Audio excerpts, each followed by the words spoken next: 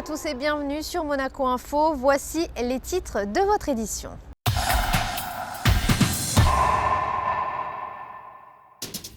Pour commencer ce journal, nous irons au sein de la JCE qui offre un cycle de formation dédié aux futurs chefs d'entreprise en principauté. Nous vous ferons découvrir la toute première édition Like Bike qui proposait des vélos très haut de gamme. Nous parlerons musique avec la suite du Printemps des Arts. Et enfin, zoom sur de somptueuses pièces de design à l'Hôtel des Ventes de Monte-Carlo. En ouverture de ce journal, la Jeune Chambre économique de Monaco organise un cycle de formation consacré aux futurs chefs d'entreprise en principauté. Le premier module dédié aux modalités et aux procédures avait lieu tout naturellement au Welcome Office. Les détails dans ce reportage. Comment devenir chef d'entreprise en principauté? Modalités, fiscalité et procédures, la Jeune Chambre économique de Monaco organise un cycle de formation composé de 7 modules. Ces différents stages vont permettre de lever les grandes interrogations liées à l'exercice d'une activité indépendante et d'échapper aux écueils du démarrage. La formation s'ouvre donc naturellement au Monaco Welcome Office, point d'entrée de toute personne qui souhaite s'installer en principauté. Comme chaque année, nous initions en fait le cycle de formation. C'est un petit peu la logique du dispositif que met en place la Jeune Chambre, puisque le premier module est consacré aux grandes lignes de création d'entreprise à Monaco, aux conditions qui sont requises par le gouvernement pour déposer une requête, les activités qui sont autorisées en principauté, celles qui nécessitent des conditions d'exploitation particulières. Donc on lance, le dispositif de formation avec les grands principes de création d'entreprise à Monaco. Le rôle de la Jeune Chambre économique, c'est avant tout de donner envie d'agir aux jeunes talents et de les accompagner dans leurs ambitieux projets. C'est pourquoi la JCE est aussi une école de formation permanente. Ça fait réellement partie de notre ADN, ça fait partie de nos 3 piliers, puisqu'on a l'entrepreneuriat, le networking, mais la formation aussi. Et c'est important pour nous de donner aux jeunes l'opportunité de se former, de développer leurs compétences à travers ces formations sur la création d'entreprise en principauté de Monaco, mais aussi à travers tout un tas de formations qui permettent de travailler sur le développement des compétences personnelles. Ça peut être la prise de parole en public, ça peut être la rédaction d'un discours, tout un tas d'outils, de clés qui vont leur permettre d'évoluer et de grandir dans leur vie personnelle, dans leur vie professionnelle. Le module numéro 2 dédié à la législation sociale monégasque aura lieu le vendredi 10 avril prochain. Celui-ci sera animé par Sophie Vincent, chef du service de l'emploi, et Bertrand Crovetto, attaché de direction à la CCASS. Et sachez que si vous souhaitez participer au concours de création d'entreprise organisé par la JCE, la date limite de dépôt des dossiers de candidature est fixée au 1er juin prochain. Direction à présent le Grimaldi Forum avec un salon unique en Europe, le Like Bike, exclusivement réservé aux vélos très haut de gamme. Frédéric Elion vous présente cette édition. Vélo high-tech, électrique, tout-terrain, accessoires inédits. La première édition du salon Like Bike, consacré aux vélos haut de gamme, a rassemblé une 60aine d'exposants du 3 au 5 avril au Grimaldi Forum. Innovation technologique, mode, luxe, des designers du monde entier sont venus présenter leurs créations à Monaco. De nombreuses marques italiennes avaient fait le déplacement, c'est le cas de Tired. La firme basée à Plaisance avait amené 2 vélos particuliers. Bestianera est un vélo hybride, un peu comme les voitures hybrides. Il permet d'améliorer la performance au cas où le moteur thermique, c'est-à-dire les jambes en vélo, venait à fléchir. Ensuite, il y a Arachnid, présenté ici en avant-première. C'est un vélo de course qui rassemble tout le meilleur de la technologie actuelle et des années à venir. Frein à disque, vélo en titane, Tired a travaillé avec des centres de recherche en Italie pour créer le vélo de course du futur. La marque Milano Bike a elle aussi conçu une machine futuriste. Frameblock est le premier vélo au monde avec une chaîne anti-vol intégrée au cadre de la bicyclette. Premier avantage, vous n'avez plus à transporter une chaîne parfois lourde pour attacher votre vélo. Deuxièmement, si quelqu'un veut voler cette bicyclette, il ne devra pas sectionner la chaîne, mais le vélo lui-même, qui deviendrait endommagé, inutilisable et impossible à revendre. Les visiteurs ont pu également tester les différents vélos pendant 3 jours. Le salon Like Bike espère bien s'implanter durablement en Principauté dans les années à venir. Parlons musique à présent avec le concert qui mettait à l'honneur deux compositeurs, Donatoni et Bach, ce dimanche à la Salle Garnier dans le cadre du Printemps des Arts. José Sacré vous en dit plus. Rencontre avec de grandes œuvres du passé, découverte de pièces signées de compositeurs contemporains, le Printemps des Arts nous offre à chaque concert un cocktail d'émotions distillé par des interprètes de grand talent. Dimanche 5 avril, à la Salle Garnier, le contrebassiste Nicolas Cross a joué L'Homme pour contrebasse de Franco Donatoni. Composée en 1983, cette pièce met en valeur la puissance expressive et la virtuosité de la contrebasse qui n'a pas toujours eu l'occasion de briller en soliste.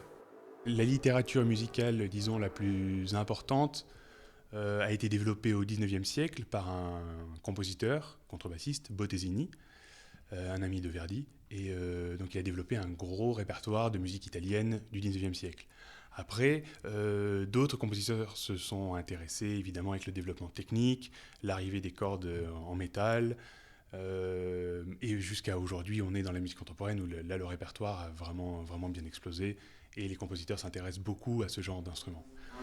Ce qui m'attire dans la musique d'aujourd'hui, c'est tous ces sons qu'on met ensemble et qui forment quelque chose. Voilà, c'est le principe de la musique, mais avec l'originalité bien d'aujourd'hui d'essayer toujours de nouvelles choses et d'essayer de repousser certaines frontières, certains langages. Je crois qu'il n'y a pas de limite. Simplement, grâce à cet instrument, et dans la musique contemporaine, j'ai la possibilité d'explorer la géographie de cet instrument, plus que dans la musique classique, pour ma part.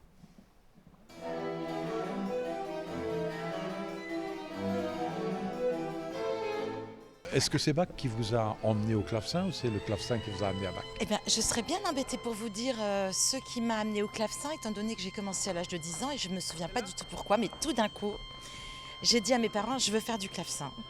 Et donc voilà, j'ai découvert Bach très vite. On peut jouer très vite Bach, il y a des petites pièces quand on est enfant et j'ai tout de suite été subjuguée par ce répertoire, mais aussi par la musique française. Et le répertoire du clavecin qui est énorme me fascine.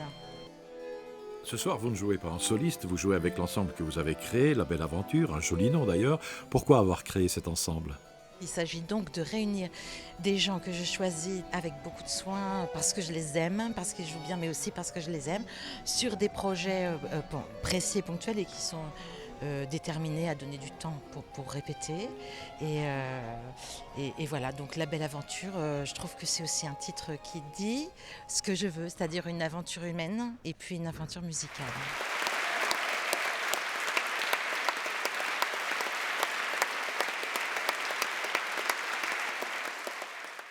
Et sachez que le Printemps des Arts propose encore 4 dates exceptionnelles. Le 9 avril, un concert hors des murs à la Turbie, les grands violoncellistes. Le 10 avril, le Grand Bach à la Cathédrale. Le 11 avril, retour des grands violoncellistes au Conseil national. Et le 12 avril, Sibelius au Grimaldi Forum. Restons dans le domaine culturel. Dans le cadre de l'année de la Russie en Principauté, l'association du quartier Le Rocher s'est associée aux manifestations en proposant pour son café littéraire un thème méconnu. Comment les Russes sont-ils venus sur la Côte d'Azur ? La conférence était animée par Jean-Marie Firucci ce lundi au Castel Rock. Les traditionnelles ventes aux enchères de l'Hôtel des Ventes de Monte-Carlo offrent des pièces maîtresses uniques, des meubles design, des tableaux et des sculptures. Dominique Poulain vous en dit plus. C'est un endroit très prisé où se bousculent des dizaines de personnes passionnées d'art et d'antiquité, mais aussi des acheteurs occasionnels ou de simples curieux. En 3 ans d'existence, l'Hôtel des Ventes de Monte-Carlo a déjà organisé une 50aine de ventes aux enchères. Pendant 2 jours, ce sont des objets design, des sculptures et des tableaux modernes et contemporains, des photographies et des pièces de la civilisation africaine qui seront proposées à la vente. La plupart des objets viennent de la région. Il faut savoir qu'ici, c'est un grenier vraiment extraordinaire. Il y a beaucoup de collectionneurs, de connaisseurs dans les diverses disciplines. Mais il y a aussi des tableaux, des sculptures qui viennent de l'étranger, parce que Monaco a une aura, je dirais, internationale. Pour le design, par exemple, il y a beaucoup d'objets qui viennent d'Italie, de Bruxelles, de Paris, et beaucoup d'objets qui viennent de la Côte d'Azur aussi. Parmi les meubles design, cette table conçue par l'acteur Brad Pitt, ancien étudiant en design avant de se consacrer au 7e art. Une table estimée entre 20 et 30 000 euros. Ou encore ce buffet de François Sy. Un meuble de François Sy qui est très très intéressant parce qu'il a une qualité de tressage d'inox complètement inédite en fait. Voilà, elle faisait comme ça, mais là on a une paire, moi j'en ai jamais vu comme ça. Et là vous pensez qu'il va partir à combien? Il est estimé 25-30 000 euros, je pense qu'il peut monter très haut, je pense qu'il peut faire 50-60. Parmi les tableaux qui seront mis en vente, cette toile de Robert Combas, cette peinture à l'huile d'une princesse irakienne, ou encore cette peinture signée Armand Guillaumin, estimée à 25-30 000 euros. C'est la période où Guillaumin travaillait à Paris avec Cézanne, autour de 1880. Donc c'est un tableau de musée. Il est sur sa toile d'origine, dans un parfait état, et il représente les quais Saint-Bernard à Paris. Est-ce qu'il y a des phénomènes de mode justement? Ah oui, absolument, il y a des phénomènes de mode. Il y a des choses qui flambent littéralement et qui dégringolent l'année d'après. Bon, les gens achètent comme des actions, je dirais, donc il y a des fluctuations selon les époques et selon les artistes.